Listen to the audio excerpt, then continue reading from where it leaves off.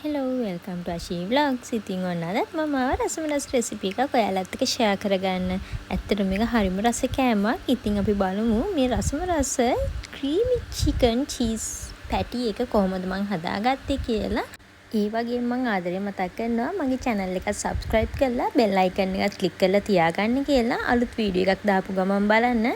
ඉතින් දැන් මම කියන්නම් මම මේකට ගත්ත දේවල් මොනවද කියලා. මම ගත්ත පාන් පිටි, කැරට්, අමු මිරිස්, චීස්, තෙල්, මාගරින්, චිකන්, ෆ්‍රෙෂ් මිල්ක්. මෙන්න මේ ටික තමයි මම ගත්තේ. ඉතින් මම දැන් මුලින්ම කරන්නේ අපේ චිකන් ටික හොඳට තම්බ ගන්න එක. මම මෙතනට ලුණු එකතු කරලා තියෙන්නේ චිකන් එකට. ඉතින් ලුණුත් එකතු කරලා මම මේ චිකන් එක හොඳට තම්බ ගන්නවා මුලින්ම.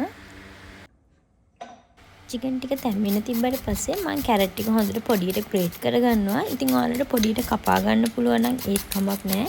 කොහොම හරි මේක ෆිලින් එකක් නිසා පොඩියට කපා ගන්න. ඊට පස්සේ මම අමු මිරිස් ටිකත් පොඩියට කපා ගන්නවා.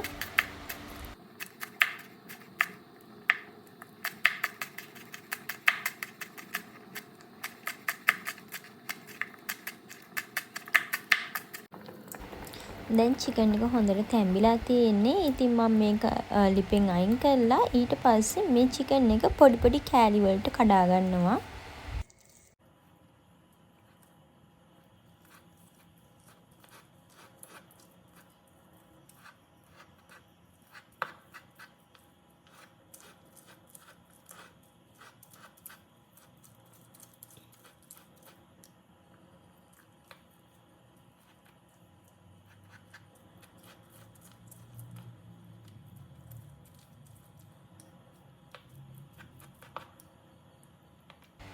චිකන් එකත් කඩාගත්තට පස්සේ මම දැන් ෆිලින් එක හදාගන්න තමයි ලෑස්ති වෙන්නේ. ඉතින් මම පෑන් එකක් ලිපේ තියලා ඒකට බටර් තේ හැඳි දෙකක් එකතු කරගන්නවා. ඊට පස්සේ බටර් එක හොඳට මෙල්ට් වෙනකන් තියාගන්නවා.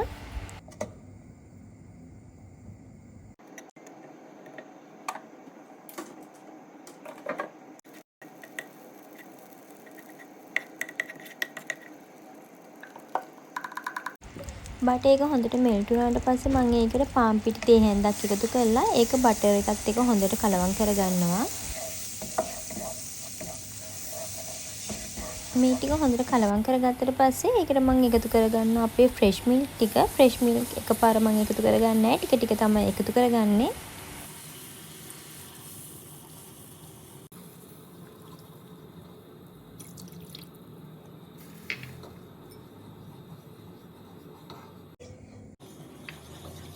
ෆ්‍රෙෂ් මිල්ක් එක ටිකක් උතුර ගන්නකම් මම තියාගෙන ඉඳලා ඊට පස්සේ ඒකට මම එකතු කරනවා මං චූටියට කඩාගත්ත චිකන් ටික. ඊට පස්සේ මම චිකන් එක කීරි එකත් එක්ක හොඳට මික්ස් කරගන්නවා. ඊට පස්සේ මම ඒකට එකතු කරගන්නවා කැරට් ටිකයි අමු මිරිස් ටිකයි. ඒ දෙකත් මම හොඳට කලවම් කරගන්නවා. දැන් මම මේ මිශ්‍රණයට ලුණු, කෑලි මිරිස්, ගම්මිරිස් එකතු කරලා හොඳට කලවම් කරගන්නවා. මේවා ඉතින් ඔයාලා රස අණු එකතු කරගන්න පුළුවන්. ඔයාලා සැරකෙන්න කැමති නම් ටිකක් වැඩිපුර කෑලි මිරිස් එකතු කරගන්න. ඒ වගේම මම මෙතනදී මිරිස් කුඩු තේ හැන්දකුත් එකතු කරගන්නවා. මට පාට ටිකක් තද පාට ඕන නිසා. ඉතින් ඔයාලත් කැමති නම් එකතු කරගන්න. එහෙම නැත්නම් ඒත් ප්‍රශ්නයක් නැහැ. දැන් මම මේකට චීස් ටිකත් එකතු කරගන්නවා. ඉතින් ඔයාලට තියෙනවා නම් විතරක් චීස් එකතු කරගන්න. එහෙම නැතත් කමක් නැහැ. මේක චීස් නැතත් රසයි. ඉතින් මෙන්න මේ විදිහට මම මේක හොඳට තික් වෙනකම්ම ලිපේ තියාගෙන උයා ගන්නවා. ඉතින් මෙන්න මේ විදිහට මම දැන් ෆිලින් එක හදාගෙන ඉවරයි. ඊට පස්සේ මම යන්නේ රොටි එක හදාගන්න. ඉතින් ඒකට මම පිටි කෝප්පයක් අරගන්නවා. ඊට පස්සේ ඒකට ලුණු ටිකක් දාගෙන කලවම් කරලා ඒකට වතුර එකතු කරගන්නවා.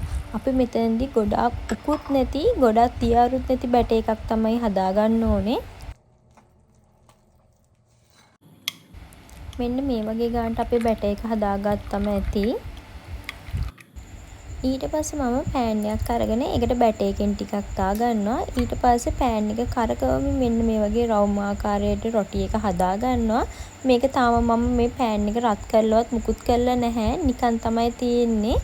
ඊට පස්සේ තමයි මම මේක ලිපෙන් තියාගෙන රොටි එක හදාගන්නේ. ඉතින් පෑන් එක රත් වෙන්නේ නැතුව තමයි මේ බැටර් එක දාගන්න ඕනේ. නැත්තම් අපි දාපු ගමන්ම බැටර් එක පිච්චෙන්න ගන්න නිසා අපිට ලස්සන රවුමක් හදාගන්න බැරි වෙනවා.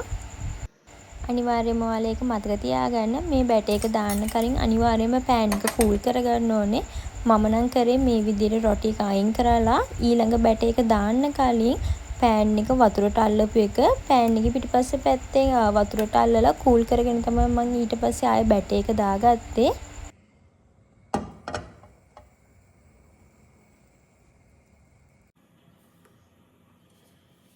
ඉතින් මෙන්න මේ විදිහට මම රොටි ටික හදාගත්තා. ඔයාලත් පුළුවන් තරම් හීනියට මේ රොටි එක හදාගන්න. එහෙනම් දැන් බලමු චිකන් පැටි එක හදාගන්නේ කොහොමද කියලා. ඉතින් මම හදාගත්තේ රොටි එකක් අරගෙන ඒකට අපි හදාගත්ත ෆිලින් එකෙන් ටිකක් තියලා මෙන්න මේ විදිහට කොටු විදිහට තමයි නවාගන්නේ මම. ඉතින් ඔයාලා කැමති නම් කොටු විදිහකට නවාගන්න නැත්නම් වෙන ඔයාලා කැමති විදිහකට උනත් මේක නවාගන්න පුළුවන්. ඉතින් මම ලේසි හින්දා කොටු විදිහට තමයි මෙන්න මේ විදිහට නවාගත්තේ. ඉතින් මම මෙන්න මේ වගේ අනිත් ඒවා ටිකත් නවා ගන්නවා.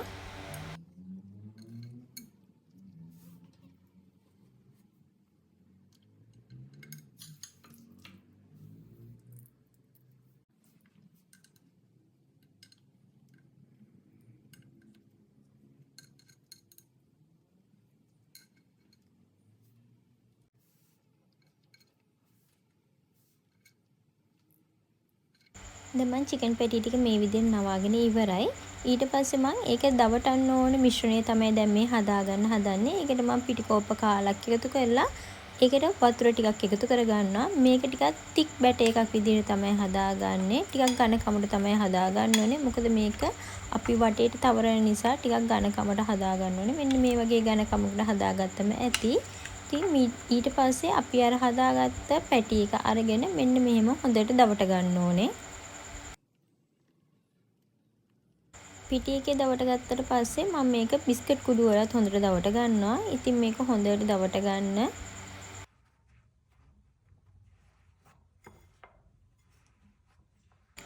දැන් මම මේ විදියට පිටි එකේ බිස්කට් කුඩු එකේ ඔක්කොම දවටගෙන ඉවරයි. ඉතින් දැන් අපි මේ ටික බෙද ගන්න තමයි හදන්නේ.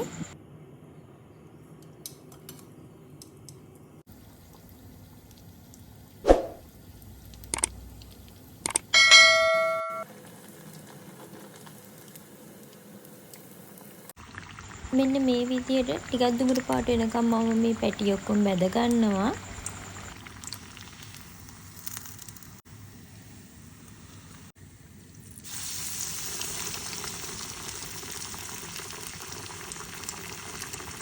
ඕන්න ඉතින් දැන් මම පැටිස් ඔක්කොම බැදගෙන ඉවරයි. ඉතින් මේ තියෙන්නේ මං හදාගත්ත රසමලස ක්‍රීමි චිකන් චීස් පැටි එක. ඉතින් මේක හරිම රසයි. අනිවාර්යෙන් ඔයාලා try කරලා බලන්න මේ රෙසිපි එක. ඉතින් සේව් කරලා තියාගන්න මේ වීඩියෝ එක. අනිවාර්යෙන්ම try කරන්න. ඒ වගේම යාළුවොත් එක්ක share කරගන්න අමතක කරන්න එපා. හවසකට විශේෂ දවසකට යාළුවෙක්ට මේ දවස්වල රාමසාන් එකට උනත් හදාගන්න ලේසි. ඒ වගේම රස පැටි එකක් තමයි මේක.